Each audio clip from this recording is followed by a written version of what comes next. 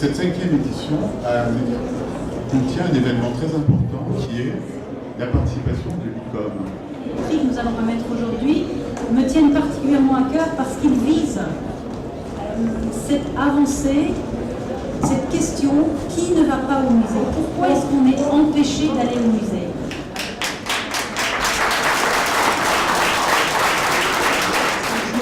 Je m'appelle Marine et je suis étudiante au master muséographie-expographie à l'Université d'Artois. Cette année, on s'est vu proposer, dans le cadre du master, un jumelage entre une école, une classe et un musée de la région. Et j'ai eu envie de contacter Marion Leroy pour faire un projet avec ses élèves de 3e. Et le musée des Beaux-Arts de Valenciennes, on a organisé plusieurs visites au musée. Les filles ont découvert pour la première fois le musée des Beaux-Arts de Valenciennes. Elles ont pris quelques idées la première fois, elles ont travaillé un peu en classe et on y est retourné pour faire les prises de vue. C'est bien amusé, je pense, et je vais laisser un peu la parole aux filles.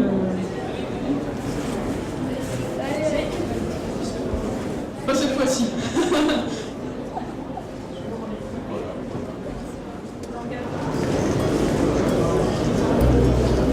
Nous sommes très contents car c'est le premier prix international que la Fondation ITRAS reçoit.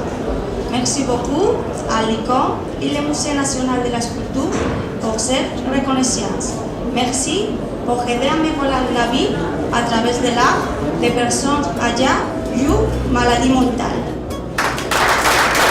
Merci à tous.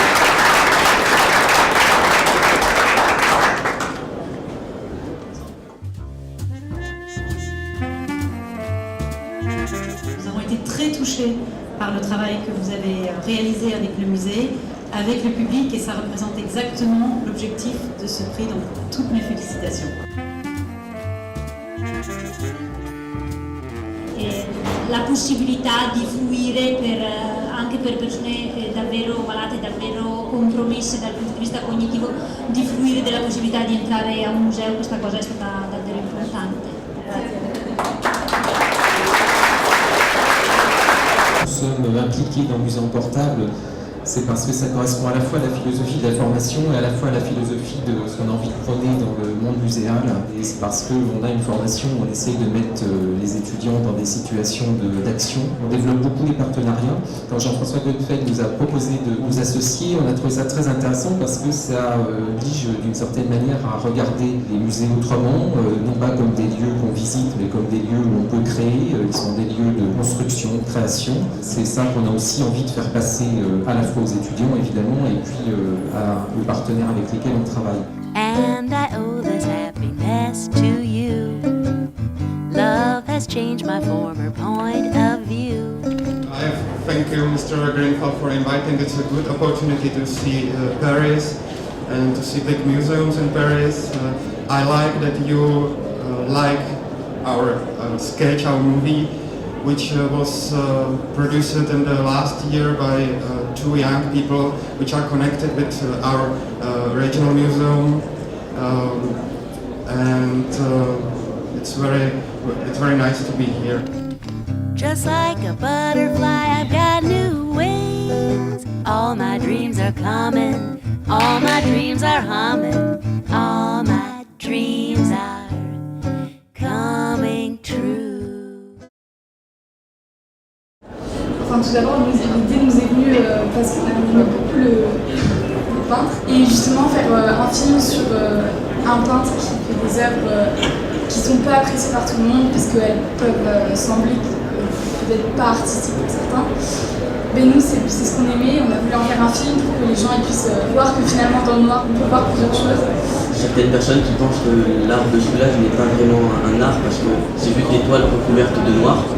Mais il a réussi à faire apparaître des couleurs avec le noir et les jeux de lumière reliés sur ses peintures. Je trouve que c'est quelque chose que pratiquement personne n'a fait à part lui.